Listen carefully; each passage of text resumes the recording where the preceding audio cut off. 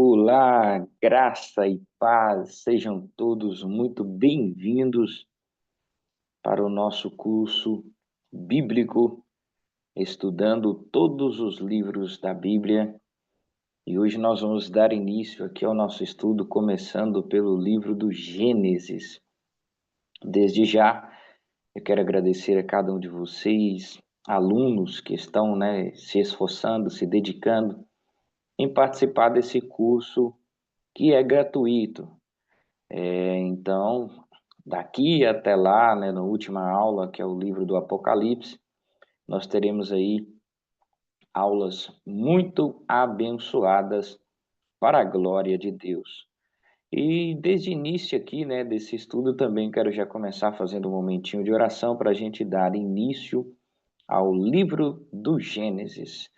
Vamos orar ao Senhor. Senhor meu Deus e meu Pai, te agradecemos por esse momento, por poder aprender mais um pouco da tua palavra, que possamos, Senhor, receber a tua iluminação, que possamos crescer na graça e no conhecimento do Senhor Jesus Cristo. Abençoa a minha vida, abençoa a vida, Senhor, dos alunos que vão assistir essa aula e que eles possam ser edificados pelo Senhor, em nome de Jesus. Amém.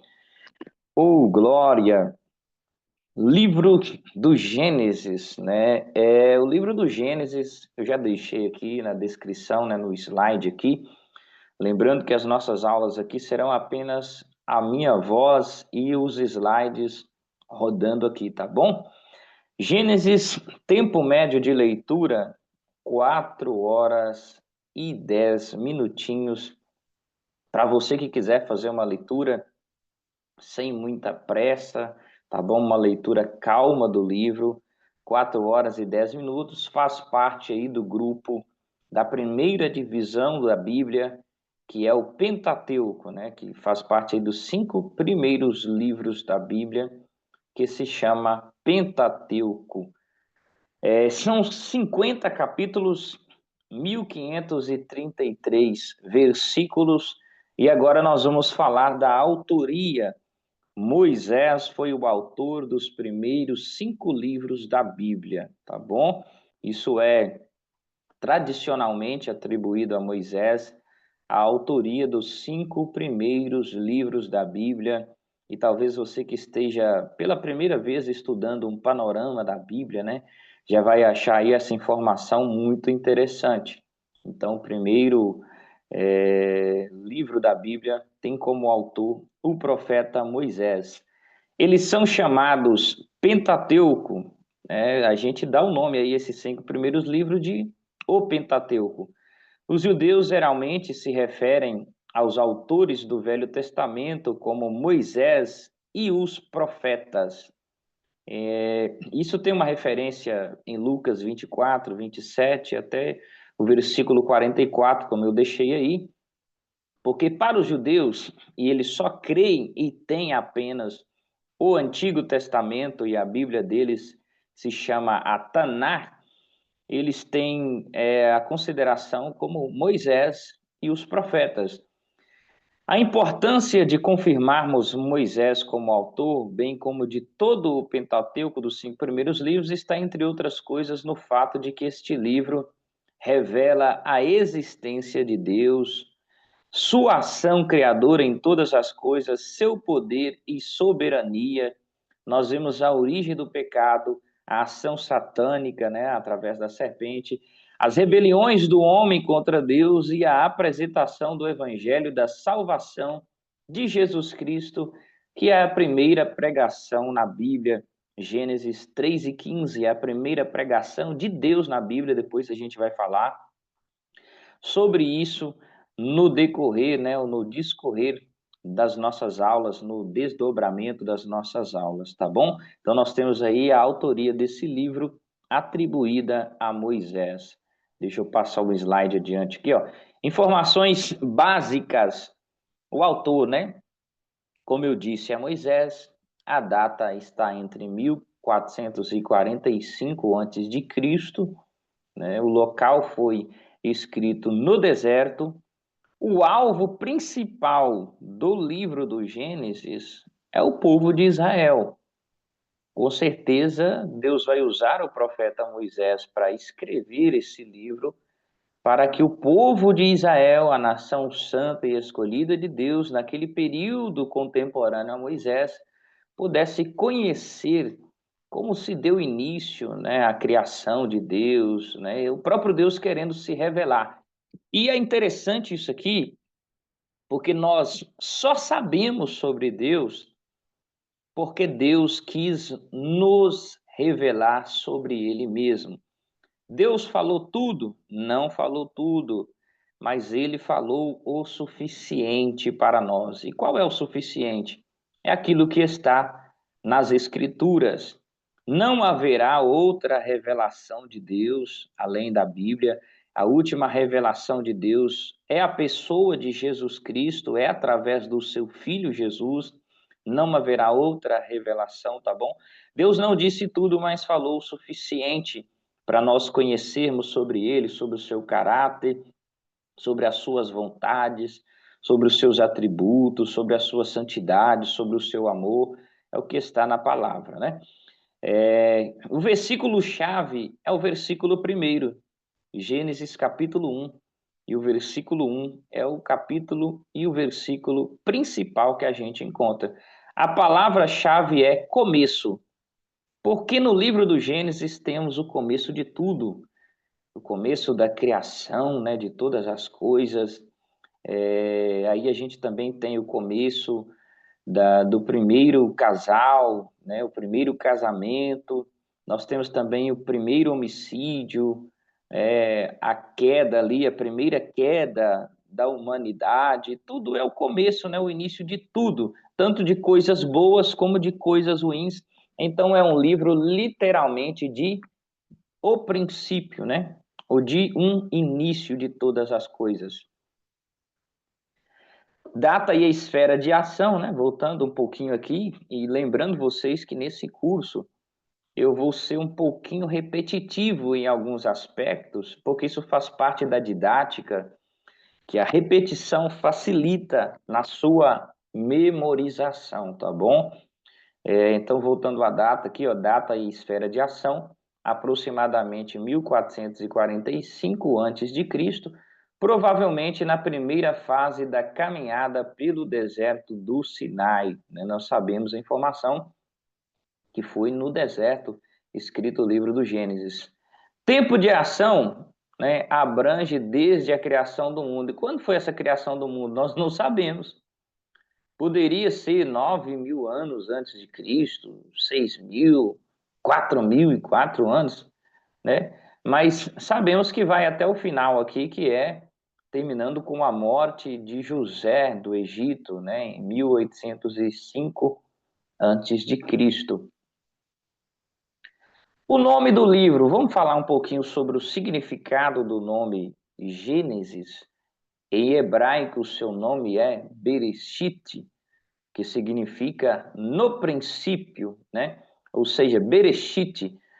Em grego, o Gênesis quer dizer origem. Por que que está em hebraico e também em grego? Porque nós sabemos, você que talvez já fez até mesmo um curso comigo aqui, né, de teologia, eu me lembro nas aulas aí de bibliologia, e a gente estudou em quais idiomas a Bíblia foi escrita, né? O Antigo Testamento foi escrito em hebraico e 2% em aramaico, né? 98% hebraico e 2% em aramaico, e todo o Novo Testamento foi escrito em grego. Então, considerando, né, o hebraico do Antigo Testamento, Gênesis significa Bereshit, no princípio. E o grego, que é a língua do Novo Testamento, nós poderíamos dizer que Gênesis quer dizer origem, né? Respectivamente, as palavras têm o mesmo sentido, ambos com a língua diferente, né? Mas o sentido é o mesmo. É um livro de princípios, os princípios. Neste livro constam uma série de princípios, entre os quais nós temos, né, o universo, né, a origem do universo. A ciência até então, há muitos anos, dizia que o universo era eterno, mas a eternidade é apenas um atributo de Deus, e com o passar do tempo e a ciência melhorando, eles então entenderam que o universo tem um ponto de existência, passou a existir em algum período, né, do tempo.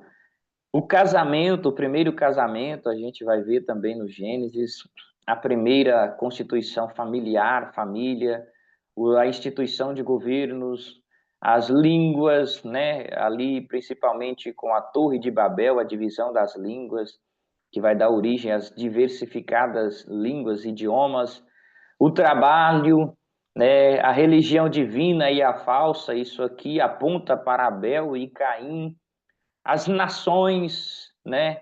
A roupa, a gente vê até a questão da roupa aqui, quando Deus vai vestir Adão e Eva, né, com a pele de um cordeiro. Nós temos o dízimo, que para muitos o dízimo vem da lei de Moisés, mas o dízimo ele existia antes da lei, quando Abraão deu o dízimo para Melquisedeque, né, aquele sacerdote que a gente não sabe a linhagem dele, né, um rei de Salém. Nós vemos a instituição também do sábado, né, o Senhor Deus descansou no sábado, que depois se tornou lei para o povo de Israel, a música, as guerras, né, nascimentos e assassinatos e a promessa messiânica, ô glória, porque toda a Bíblia aponta para Cristo Jesus. Todos os livros da Bíblia nós conseguimos obter a figura de Cristo ali prefigurada, né? Algo simbolizando Cristo em cada livro da Bíblia, do Gênesis ao Apocalipse. E uma das partes centrais ou pontos que eu sempre vou me ater é justamente em mostrar a você a figura de Cristo em cada livro e em cada estudo que a gente fazer aqui nessa sequência, né, nessa série de estudos sobre os livros da Bíblia. Gênesis capítulo 1, versículo 1, afirma que Deus é antes de tudo o que existe e que né? Ele é em forma excludente a única causa de todo o resto. Este versículo é o fundamento de tudo, né? Pensar correto quanto ao mundo material. Aqui ressalta a impressionante verdade de que ao formar o mundo, Deus não se valeu de matéria preexistente. Ou seja, quando Deus vai criar a terra, ele não pegou a terra já criada, mas ele cria todas as coisas do nada. E é justamente esse argumento que desmonta o ateísmo ou a tese científica de que uma explosão do nada vem a existir todas as coisas, porque é impossível, né, em dados, em pesquisas matemáticas, algo do nada começar a vir à existência. Tem que existir um Criador. E todas as coisas, como disse a palavra de Deus em Colossenses, né, do capítulo 1, que todas as coisas foram feitas por ele e para ele, né? Todas as coisas foram formadas a partir da palavra, do verbo que é Jesus. Ele faz parte na criação, ele também é criador, e todas as coisas foram feitas por ele e a partir do nada. Ele não precisou de existir algo para que ele pudesse dar continuidade naquilo. Isso aí mostra para nós um dos atributos de Deus aí extraordinários, né? Ele tem todo o poder. Estas palavras nos recordam que todo homem tem um princípio. Este primeiro versículo das Sagradas Escrituras faz ressaltar decididamente uma das seculares controvérsias entre os cristãos que acreditam na Bíblia e, por um lado, céticos, né, ateus e materialistas de diversas matizes. Ou seja, o versículo primeiro da Bíblia já é tema para debates, né, entre ateus e cristãos. Estes últimos que procuram, em diferentes formas e em diversos graus, explicar o universo sem Deus, né, que são os ateus, sustentam que a energia é eterna. Há muito tempo aí se valiam de que o universo é eterno, né? Se isto for a verdade, se a matéria tivesse o poder de evoluir, como muitos creem, primeiro, das formas mais simples da vida, indo depois às mais complexas até chegar ao homem, certamente Deus seria desnecessário, né? Se a gente fosse crer no ateísmo, então, da forma da evolução, né, da crença da ciência, que não são todos os cientistas que creem nisso, né? Até porque a ciência, os maiores cientistas foram cristãos, né? E é muito bom estudar a Bíblia também usando a ciência, porque você vai ter uma noção melhor da própria existência de Deus, né? Muitos têm um preconceito com a ciência, mas estudando, né, a partir da ciência, também junto com a palavra de Deus, você tem uma compreensão melhor da existência de Deus. Eu até comecei fazendo a leitura de um livro muito bom, né? Tem muito tempo que eu dei início à leitura desse livro, que o nome dele é assim: Não Tenho Fé Suficiente para Ser Ateu. E ali tem comprovações científicas da existência de Deus, ou seja, comprovando a existência de Deus através da ciência. E é algo extraordinário, principalmente quando você vai olhar as estrelas, e tem estrelas que são milhões de anos-luz de distância umas das outras. E a Bíblia diz para nós dessa maneira que existem mais estrelas nos céus do que areia no mar. E a ciência também comprova isso. Existem mais estrelas na nossa galáxia do que areias no mar. E imagina, se existe esse monte de bilhões e bilhões de estrelas e elas estão a anos-luz ou milhões de anos-luz de distância uma da outra, dá para entender o tamanho do universo? E quando você olha e a sua mente não consegue conceituar esse tamanho, imagina o tamanho de quem criou todas essas diversidades no universo inteiro, hein? Que extraordinário é ver Deus também com os olhos da ciência. Mas vamos continuando, e também, né, me veio à memória aqui, o livro do Gênesis, ele não tenta comprovar a existência de Deus, tá bom? Eu creio que até tem uma parte do slide aqui que vai citar sobre isso, mas o livro do Gênesis não é para tentar comprovar que Deus existe, nada disso. A Bíblia não tenta provar a existência de Deus para ninguém. Ela não é para entrar em debate da existência de Deus. Mas o interessante da Bíblia é que ela já começa dizendo: no princípio criou Deus. A veracidade da Bíblia é: Deus existe e pronto, e ponto final. Né? Não é um livro para tentar refutar o ateísmo, não. Do contrário, existe Salmos, né, que até fala, se eu não me engano, o Salmo 14 chega a dizer dessa maneira que o tolo disse não a Deus. Né? Então a Bíblia ela ri daquele que não crê em Deus. A respeito da criação relatada em Gênesis capítulo 1, gostaria de dizer: a criação foi feita em 6 dias, e isso pode significar, sim, 6 dias de 24 horas mesmo, né? Deus teria dado a Moisés uma revelação visionária em 6 dias. Aqui vamos pôr uma conjectura, uma suposição, tá bom?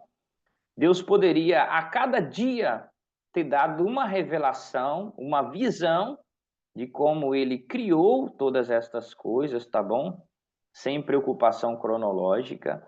Ou da mesma maneira, poderia ter sido conservada a Moisés também uma tradição oral dos pais sobre como Deus teria criado todas as coisas.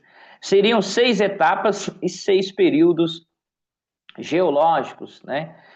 A segunda aqui que nós temos é a sequência criativa de Gênesis, se coaduna com a geológica, né? A gente vê o caos, separação de vapor em nuvens e águas. A ciência, olha, usa isso aqui seguindo essa sequência do Gênesis certinho. O Gênesis bate muito correto com a ciência.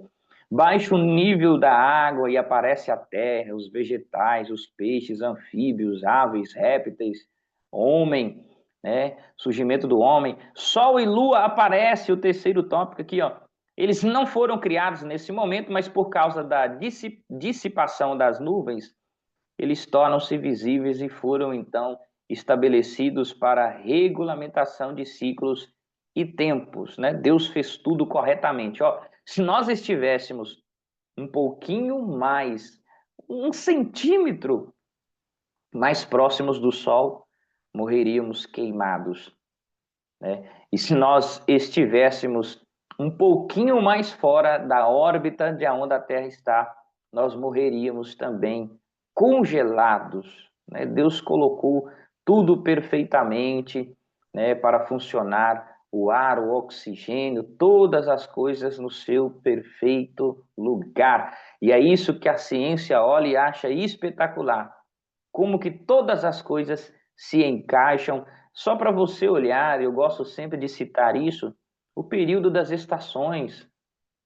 Pode passar o tempo que for, mas vem o período certinho, né? Agora nós estamos em um tempo frio, no mês de junho, e toda a época desse mês virá o frio corretamente. Quem controla todas estas coisas?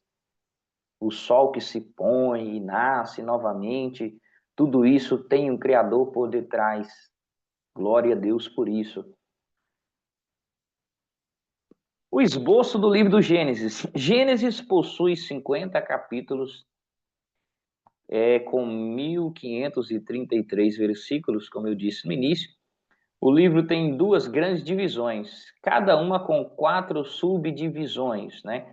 Há 4 eventos de destaque na primeira parte, né?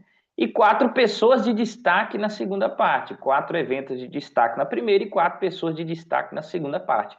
Nós temos aqui, ó, grave isso na sua memória. Até o capítulo 11 de Gênesis é uma história universal sobre a criação da humanidade.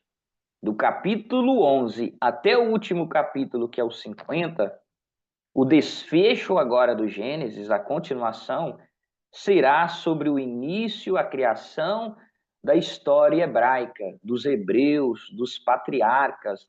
Até o capítulo 11 é tudo universal, né? É a raça humana.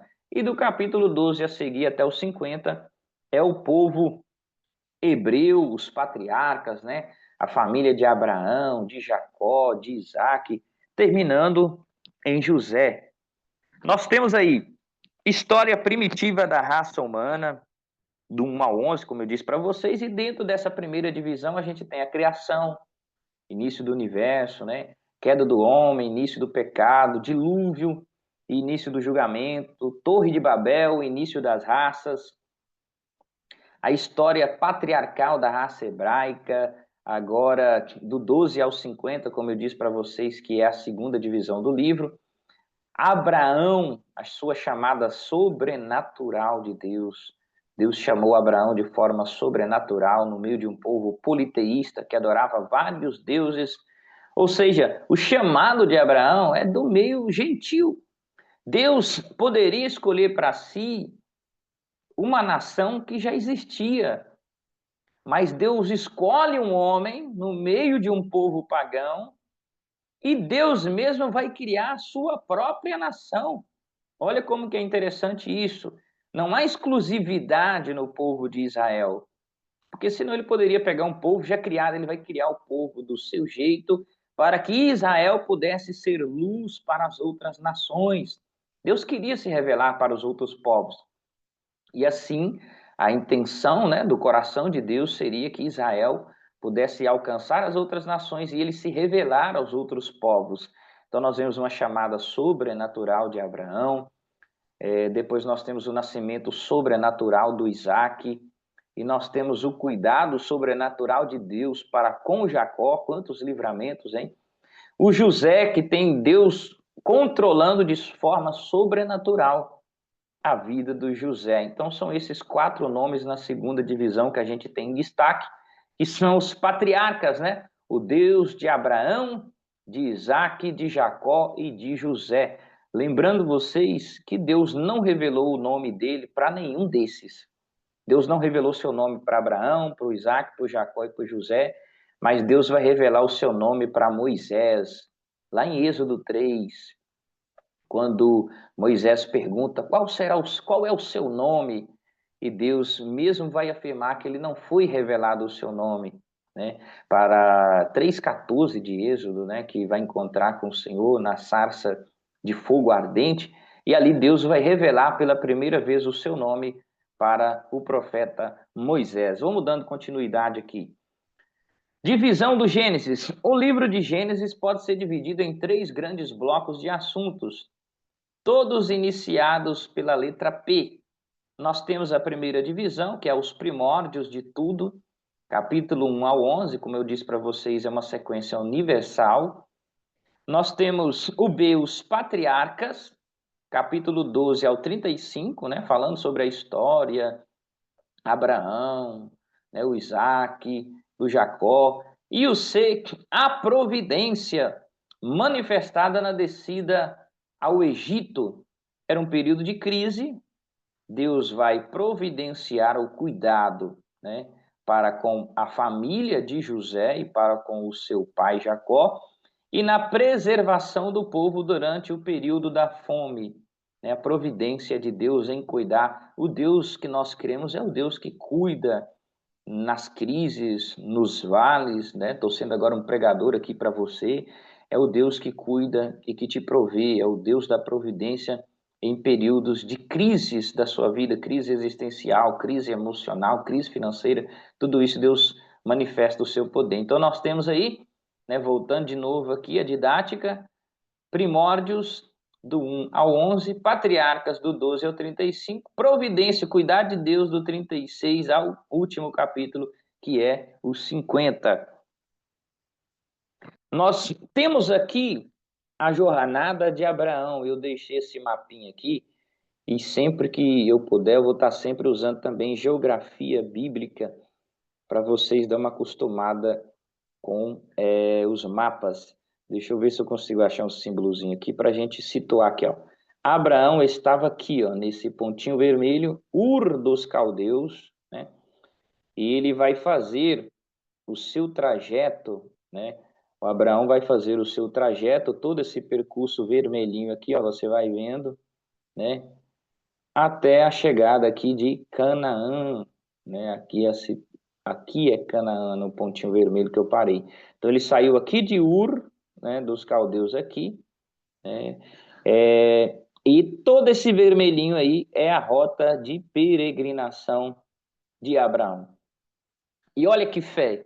O que eu acho interessante é que Deus chamou Abraão, mas Deus não deu para ele um mapa, né, um GPS, falou: Abraão, vai passando por tal lugar e tal lugar e vai te acontecer isso e aquilo outro. Não, Abraão saiu pela fé, crendo na promessa, né, que Deus poderia cumprir sobre a vida dele. E é interessante, então, que Abraão é considerado aí um pai da fé por esse motivo, porque, se eu não me engano, Romanos capítulo 4, versículo 18, vai dizer que Abraão creu contra a esperança nas promessas do Senhor. Tinha nada favorável para Abraão, mas ele continua crendo. Abraão não seguia por vista, mas era por fé. Quantos crentes só querem tomar uma postura diante de Deus ou fazer algo para Deus se Deus revelar o trajeto, se Deus mostrar isso, se Deus mostrar aquilo. O Abraão creu na voz de Deus, não esperou Deus ficar repetindo o chamado, mas foi sabendo que Deus é que guia o destino, né? A nossa caminhada, nós não sabemos o que vamos passar adiante, mas cremos que nós vamos chegar no final, na Canaã celestial, né? Que maravilha! Então tá aí a jornada, né? O trajeto do Abraão, que também Abraão foi profeta, tá bom? Há referências no livro do Gênesis que Abraão também foi um profeta, né? E você pode pesquisar sobre isso aí, eu não me lembro o capítulo certinho, mas a gente vê aí uma referência de Abraão também sendo considerado como um profeta. Conteúdo do Gênesis. Nós vamos falar agora de um pouco do conteúdo. Como já dissemos, Gênesis é um livro que relata o princípio de todas as coisas. Moisés faz uma retrospectiva, conduzindo-nos às origens de tudo e concentrando-se numa verdade absoluta. Moisés escreve assim, ó, Deus criou. Não tem a intenção de provar a existência de Deus, já começa afirmando a existência dele. O livro de Gênesis responde à grande pergunta que nós fazemos muitas das vezes quando esquecemos de Deus, né? De onde eu vim? Né? Por que que a minha existência? Qual que é o propósito da minha vida na Terra? Conhecer a resposta a esta questão dá significado à nossa existência em um mundo onde é difícil encontrá-la de outra forma. De certo modo, o livro estabelece a primeira filosofia da história, embora sua base não seja em argumentos, mas em convicções. Então, não é tentando provar a existência de Deus, mas são convicções, fé. Não há no livro nenhuma pretensão de provar a existência de Deus, pois já parte do princípio que ele já existe e ele é eterno. É um dos atributos de Deus, é a sua eternidade, né? Ele é pré-existente, ele existe antes de qualquer coisa que viesse a existir. E ele também é autossuficiente, é outro atributo de Deus que é o que não depende de nada para ser Deus. Não depende da minha adoração, se você o adora ou não, ele é Deus da mesma forma, e ele tem miríades e miríades de anjos o adorando, né? Tem pessoas que querem fazer pirraça com Deus e isso não funciona, né? Não é, portanto, um livro que tenha preocupações científicas, até porque se as tivesse, não poderia ser um livro transtemporal, né? Sua preocupação é afirmar o poder e a soberania criativa de Deus. Olha aqui quantas coisas lindas que nós vemos. Ó. Deus, no livro do Gênesis, Deus é o único e supremo monarca do universo. Deus é onipotente, Deus é onisciente, Deus é onipresente, Deus é extremamente sábio, Deus tem uma profunda misericórdia e amor pela sua criação, tanto é que quando Adão e Eva eles pecaram contra Deus, Deus não veio para puni-los diretamente. Deus veio se apresentar e procurar no coração deles arrependimento, reconciliação com eles, né? Seria uma propiciação, mas eles mesmos não buscaram essa reconciliação com Deus. Deus tem profunda misericórdia e amor por sua criação, Deus se revelou ao seu povo. Como eu disse, nós só sabemos sobre Deus porque ele quis se revelar. Não é o homem que busca Deus, não é o homem que procura Deus, mas o que nós sabemos de Deus é porque ele mesmo quis se revelar à humanidade. Ele não quis ficar oculto. Também o livro revelar a soberania de Deus na criação do universo, ensinar ao povo de Israel sobre os propósitos eternos de Deus, explicar a origem da humanidade e do pecado. Não faz sentido o Gênesis, por isso que é o livro mais assim odiado dos teólogos liberais e também dos ateus, porque sem o livro do Gênesis, nós não conseguimos entender as outras doutrinas da Bíblia. Como entender os efeitos do pecado? Como entender a redenção se nós não entendermos o que originou o pecado, né, a queda do homem? Relatar como foi a vida dos patriarcas do povo de Israel, revelar o início da história da redenção, apresentando um conceito totalmente monoteísta, né, de um único Deus, ou seja, crença em um único Deus que é soberano e criador de todas as coisas. Sem dúvida, o público original do livro de Gênesis foi o povo de Israel, como eu disse para vocês, né? O primeiro público-alvo principal é o povo de Israel. Provavelmente foi escrito para encorajá-los durante o difícil período, né, do êxodo, da saída do Egito. Por isso, o livro de Gênesis explica verdades fundamentais ao povo de Israel. Ele relata a criação de todas as coisas, o início da história da humanidade e a origem do próprio povo de Israel. Podemos dizer que os principais propósitos do livro de Gênesis são, vamos lá? Gênesis é também um livro de genealogias, em que a repetição da expressão filho de garante historicidade dos fatos ali relatados. Ou seja, toda vez que você vê lá que fulano era filho de ciclano, aquilo era para trazer, né, retirar a ideia de ser um símbolo, né, uma fantasia que realmente aquelas pessoas surgiram em algum dado período da história, né? porque para muitos eles dizem que o livro do Gênesis era supersticioso, uma ficção, né? Uma fantasia, só para a gente ver, mas aquilo ali nunca foi daquela maneira, né? E colocaria também o próprio Jesus como mentiroso, porque há citações, né, de Jesus referente a algumas coisas, alguns acontecimentos dentro do Gênesis. Em seus primeiros 11 capítulos, Gênesis trata de temas universais, como eu disse, tendo como pano de fundo o Oriente Médio, a antiga Mesopotâmia. Quase sempre as histórias deste trecho resumem-se na sequência que está assim, ó, soberba, rebeldia e condenação. É o que acontece aí no desfecho do Gênesis após queda. Soberba do homem, rebeldia, juízos de Deus, né? A gente vê o dilúvio, nós vemos a mistura das línguas na Torre de Babel. Então, todo pecado haverá uma paga, uma recompensa, né? Como disse, até o pecado tem um salário, tem uma recompensa. Nada que nós cometermos diante de Deus ficará sem uma certa consequência, embora até perdoados, mas haverá consequência. A partir do capítulo 12, o foco central da história volta-se para Israel, tendo como palco a Palestina. Israel começa em um homem, Abraão, cresce em uma família que é o Isaac, né, da continuidade, e recebe seu nome Jacó, Israel. É, portanto, a história de Abraão, Isaac e Jacó. O Deus de Israel é o Deus de Abraão, Isaac e Jacó. Gênesis 50, versículo 24.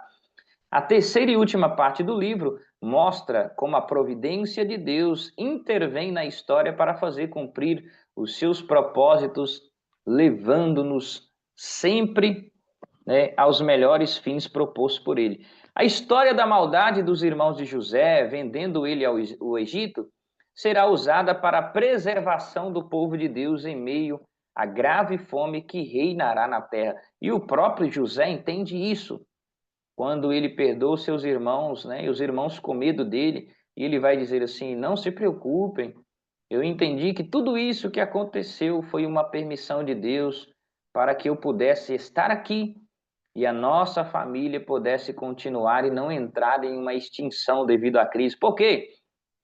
Porque Deus havia prometido para o Abraão que a partir dele todas as famílias da terra seriam abençoadas, né? Mas esse a partir de Abraão, o que simboliza isso?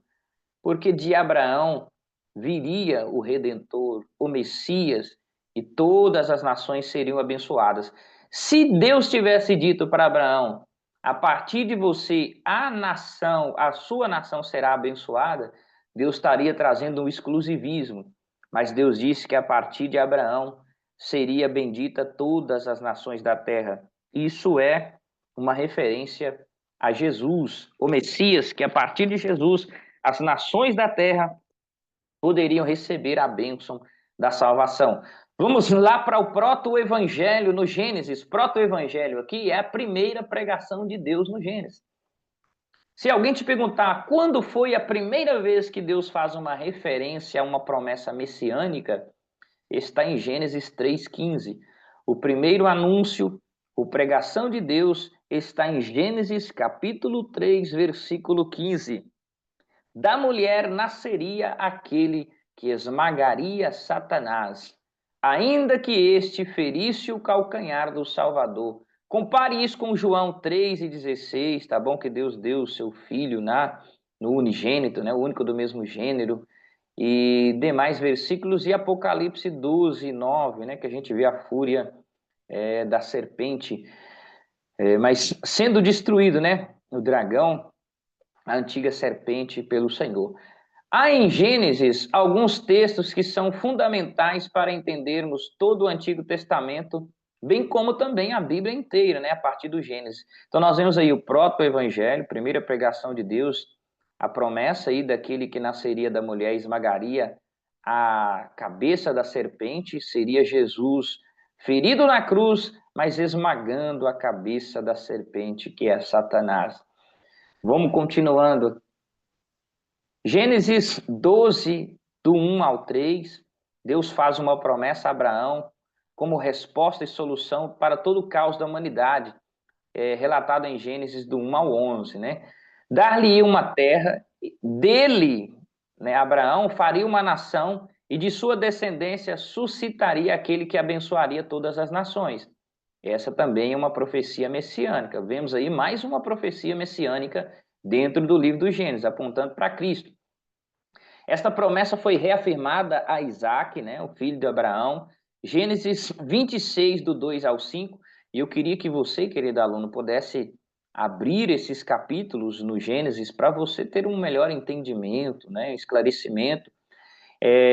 E foi confirmada também essa promessa a Jacó no Gênesis capítulo 28, do 13 ao 15. São, portanto, os pais da aliança, né, o Abraão, Isaac e Jacó, todos eles carregando a promessa messiânica. A Bíblia é o desenvolvimento e o cumprimento desta aliança de salvação, de resposta, de remédio ao caos da humanidade, a solução para o pecado da humanidade, ao declínio do homem, né?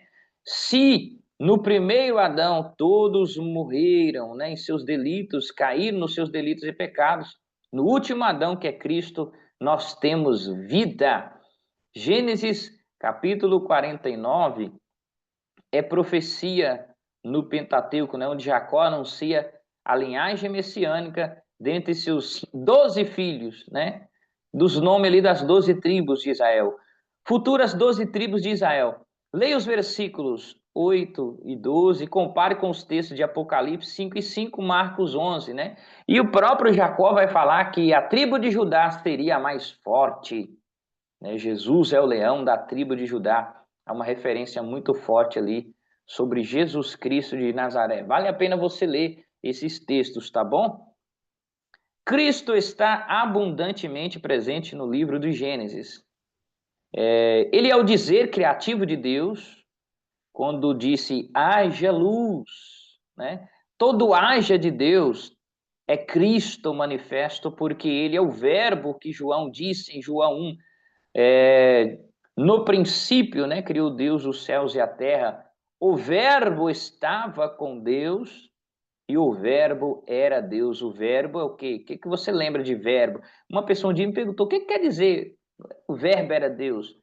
É a palavra. No sentido de um estudo português, nós entendemos que o verbo faz parte do estudo português e a gente entende como o agir de Deus, né? Algo que está em ação, em movimento. O verbo é o próprio Jesus, porque na hora que Deus disse haja, é Jesus que está agindo na criação. Ele é o verbo. Ele estava com Deus e o verbo era Deus, né?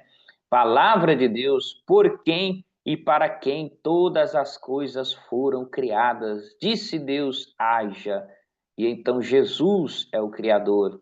João 1, Colossenses 1, Provérbios 8, do 22 ao versículo 30. Ele é o descendente da mulher que esmagará a cabeça da serpente, Gênesis 3 e 15, como a gente disse.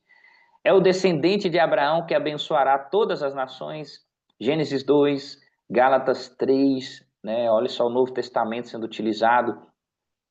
Foi tipificado em Adão, porque o Adão caiu, mas Jesus é o último Adão, que traz o homem, que coloca o homem de pé, 1 Coríntios 21, 15, 21 e 22, que é, se em Adão todos morreram, em Cristo todos podem ter a vida eterna. Ele também é tipificado na pessoa do Abel, né, que foi morto, mas foi o sacrifício que Deus aceitou, o culto que Deus aceitou foi o de Abel, e não o culto falso do Caim. Cristo também é comparado à pessoa do Abel, aquele que foi morto injustamente, porque ele é o sacrifício, o culto perfeito.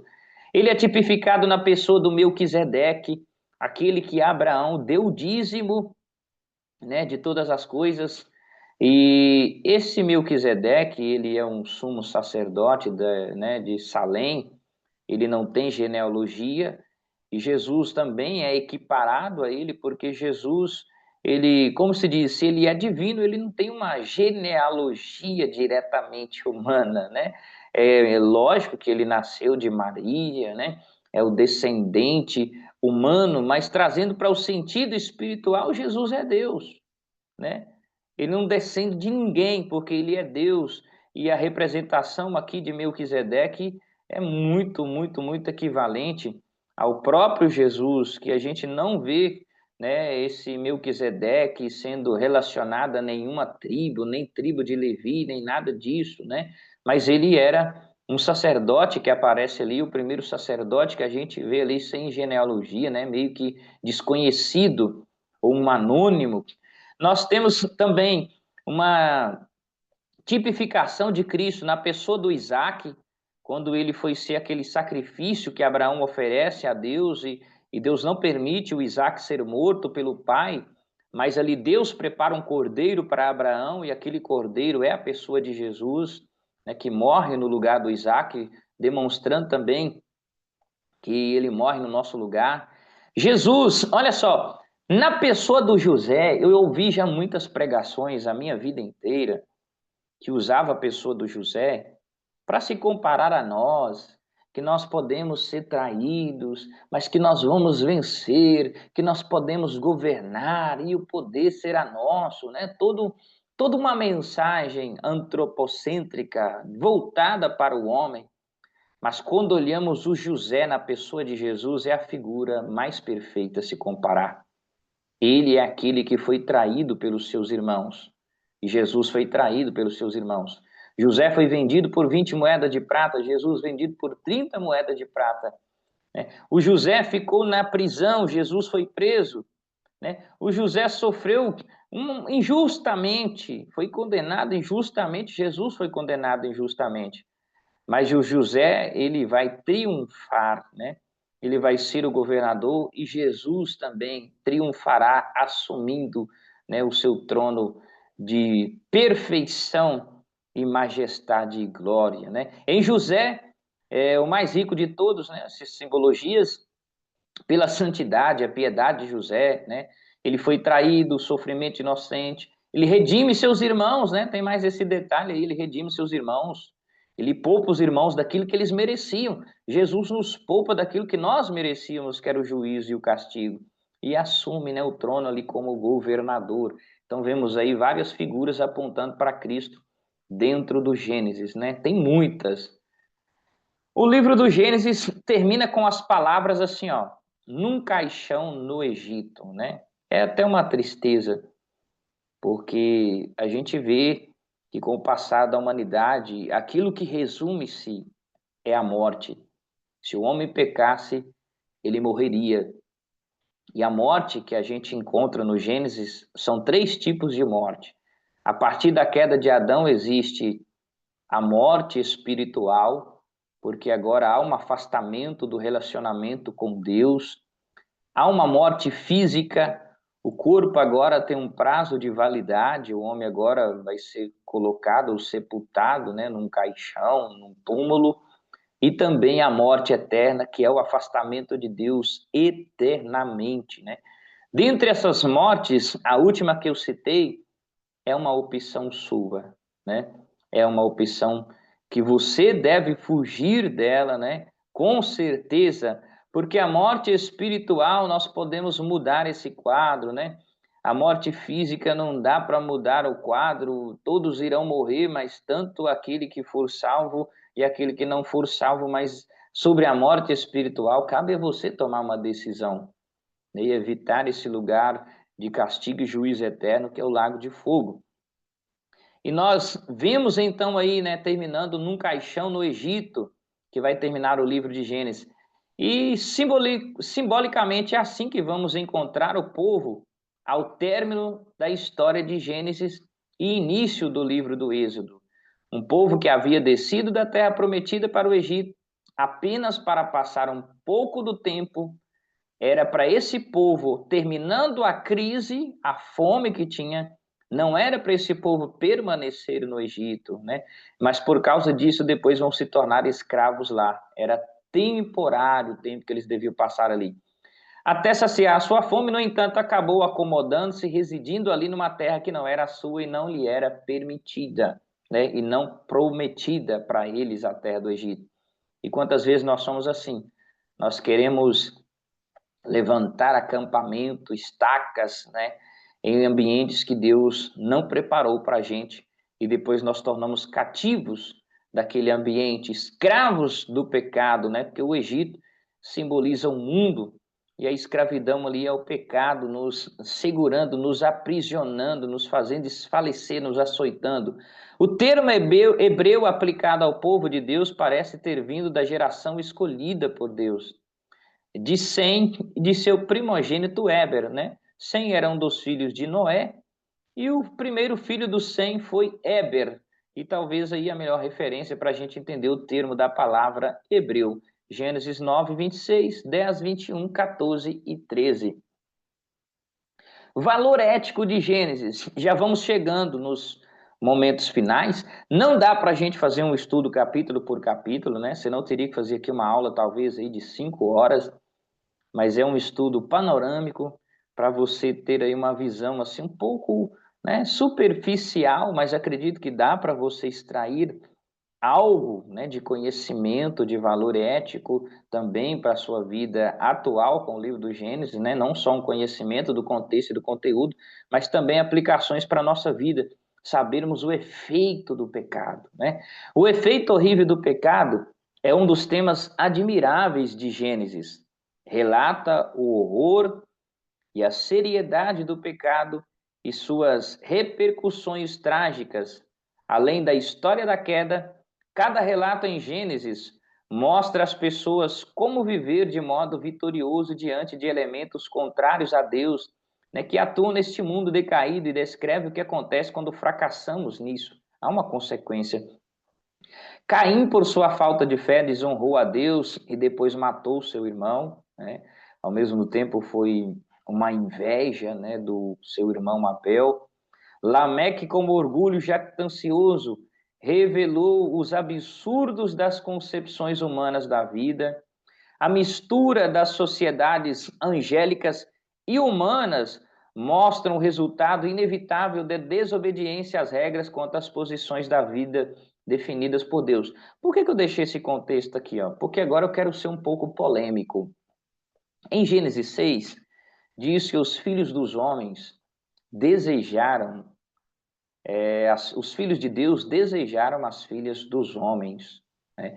O hebraico ali para filhos de Deus é Bene Elohim, né? Bene Elohim. Todas as vezes no Antigo Testamento que esta palavra aparece, filhos de Deus, no Antigo Testamento, é uma referência para anjos, assim como também no livro de Jó, ali tem também Satanás comparecendo junto aos filhos de Deus, que também são Bene Elohim. Há duas interpretações, que os filhos de Deus ali são uma geração piedosa de Sete, né, que vem a substituir o Abel que morreu. E a outra interpretação, que é a primeira que eu citei aqui, é que os filhos de Deus ali são anjos que cobiçaram mulheres, e por isso há uma miscigenação, uma mistura da raça humana, e Deus tem que trazer o dilúvio. E eu vou deixar o meu posicionamento, lembrando vocês que grandes teólogos no Brasil e no mundo creem também que podem ser anjos, assim como também grandes teólogos no Brasil e no mundo creem também que pode ser a geração de Sete. Ah, mas Jesus disse que não se casam porque os anjos não têm sexo. Sim, lá no céu não tem casamento, né? Mas nós podemos lembrar que na terra anjos já se materializaram, entraram até na casa de Ló, comeram bolo, né? Foram desejados pelos homens ali. Enfim, nosso contexto não é parar nisso aqui, mas eu queria deixar apenas, né, esse posicionamento para você aí, mas você tem o direito, e é óbvio que tudo estudo fiel às Escrituras, a gente deve passar, né, o raciocínio bíblico de várias vertentes, e você vai acreditar naquilo que você considerar mais aprazível à sua mente e também, né, à própria palavra de Deus.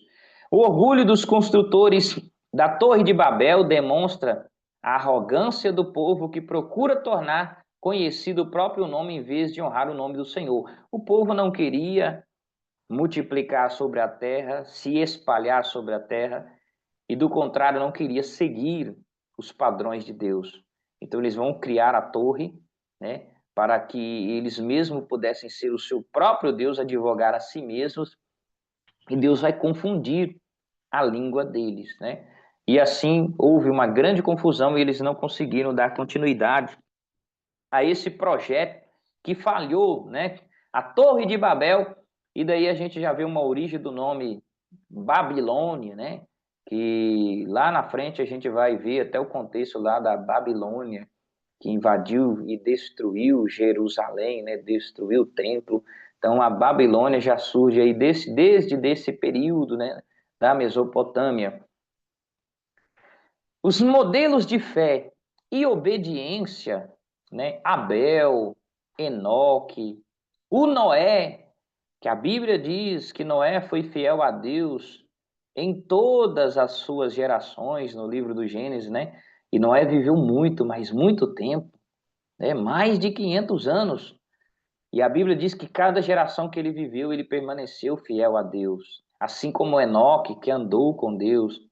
Como o Abel, que foi oferecer, que foi trazer a sua oferta a Deus, e a Bíblia diz que Deus primeiro atentou para Abel e depois para a sua oferta, porque para Deus receber aquilo que nós oferecemos a Ele, aquilo que nós oferecemos no altar, primeiro Ele tem que nos aceitar primeiro. Não adianta nós querer oferecer a Deus algo se primeiro nós não formos aceitos por Ele. Ele primeiro aceitou Abel para depois aceitar a sua oferta. E ele primeiro rejeitou Caim e rejeitou a sua oferta, né? O Abraão, José, eles são para nós exemplos instrutivos, referências, né?